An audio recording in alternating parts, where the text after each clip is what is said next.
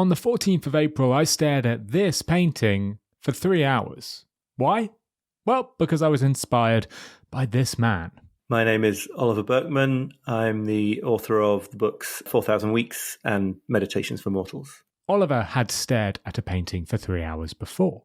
I did this because it is an exercise that is recommended by an art historian at Harvard University called Jennifer Roberts, and I went to interview her. And then I also did this exercise at an art museum that's part of Harvard University.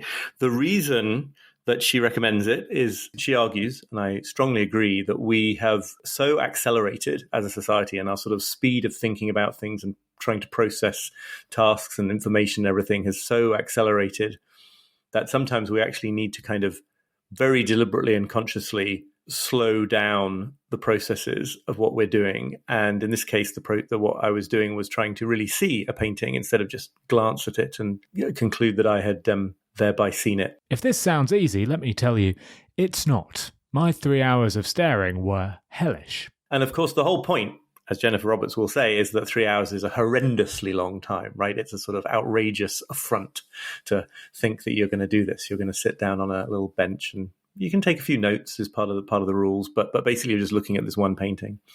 And it was sort of agony for the first hour or so, because, well, I would say it's because the control that I like to have over what I'm doing in my life was taken away from me, right? I just had to be there if I was going to fulfill this exercise. This was certainly my experience. I chose to stare at Picasso's Guernica, a painting that depicts the horrors of the Spanish Civil War, not the most uplifting picture. But the payoff, the reward of doing that, of going through that first deeply unpleasant hour, really was, as I write in 4,000 Weeks, it just really was literally seeing new things in this Degas painting. I don't mean metaphorically kind of having new ideas about it. I mean, apparently there were figures and lines and things going on in this painting that I literally hadn't seen in the first 45 minutes of looking at it. So it was a very illuminating experience in that respect. Oliver really sold me on this idea. I mean, I think there's a bunch of different ways of looking at it. Yes, I really advise this. Obviously, in the book, I'm using it to illustrate something broader, goes beyond art, doesn't require you necessarily to do things at such a sort of extraordinarily slow pace. But, one of those things is that more value is obtained from the experience. So, had it been my goal, because I was studying for an art history PhD or something, to understand this painting in real depth, I would have understood it in a way that I wouldn't have done if I hadn't slowed down. And then the other way of thinking about this is I discovered that it didn't kill me to have to just stop there and wait and let this work of art take the time that it took to be experienced. I think there's something that goes on that's really interesting when maybe it's not art, maybe it's reading, maybe it's trying to figure out some business challenge or something. There's a real sense that if you went slow and you let things happen and you let thoughts take the time they take and you let the reading take the time or whatever it is, not just that this might not be competitively advantageous or you might lose time for use for other things, but this real sense of like intolerability, just a sort of really emotional, almost physiological thing that we don't like about reality not moving at the speed we've decided it needs to run, basically. And it's very, very useful to really drive home to yourself in a first-person way that you can tolerate this unpleasantness and come out the other end of it. Oliver argues that spending time and effort on something will make us value it more. For art students, staring at a painting for 3 hours will make them appreciate the art more. And by the same logic, for business professionals, focusing on a problem solely for 3 hours should help us develop better solutions. I believed Oliver's point because of an interesting 2013 study called Extreme Rituals Promote Pro-Sociality. The study took place in Mauritius during the Hindu festival of Thaipusam. The festivities began at dawn. Devotees of the Hindu god Lord Subramanyam gathered outside a temple in a neighbourhood known as Little India. The researchers wanted to see if the effort and pain the worshippers put into their ritual affected the amount they donated to the local temple. So the researchers studied two types of rituals: a low ordeal ritual, which is a group that only sang and prayed, Hindus believe Lord Subramanyam is the universal granter of wishes. Devotees take part to ask a favour or give thanks for one granted. Versus a high ordeal ritual. This is a very intense ritual where participants would pierce their skin with needles and hooks, carry heavy structures, and walk barefoot uphill for over 4 hours. Many participants pierced their faces and bodies with skewers. Others paid homage by lancing their skins with steel hooks. Some pulled chariots with hooks embedded in their backs. And the results are really interesting because those who watched just the low ordeal singing group gave just 80 rupees as a donation, whereas those who watched the high ordeal rituals gave 65% more, 132 rupees on average. Observing pain made people value the ritual far more. But it wasn't just those who observed the high ordeal participants. Those who performed the piercing and barefoot hikes gave considerably more than those in the low ordeal group as well. In fact, they donated twice as much. Experiencing pain increased their devotion. Spending time and effort on something will make us value it more, whether it's a 4-hour barefoot pilgrimage or 3 hours spent staring at a painting. We tend to think historically of patience as a kind of quite a sort of submissive virtue, right? It's the kind of thing that you tell people if you just want them to kind of keep quiet and not bother you while other people do other things or whatever.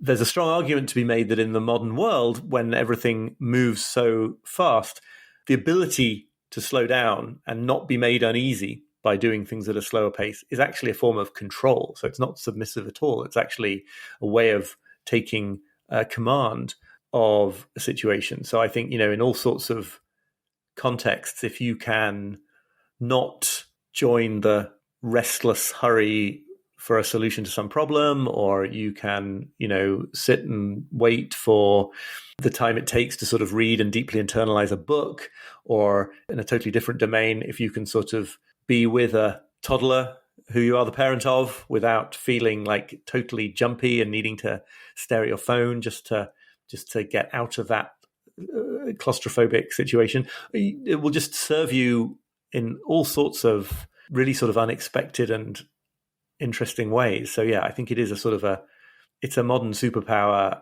I argue, really just because it's an ability to kind of not be carried along with the flow of society. And towards the end of my 3-hour staring stint, I started to feel the same way. There was an interesting thing a few months ago now. There's a whole spate of articles about people going on long-haul plane rides and not watching the entertainment system at all, or not listening to anything. And there was a piece in some magazine that completely unnecessarily used the deeply off-putting concept of raw dogging in this context to mean going on a 3-hour ride, a 3-hour plane trip and just sitting there.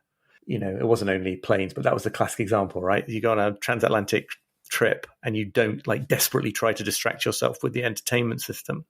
And it was really interesting because this was basically being put forward as some kind of macho thing, right? It was an endurance accomplishment.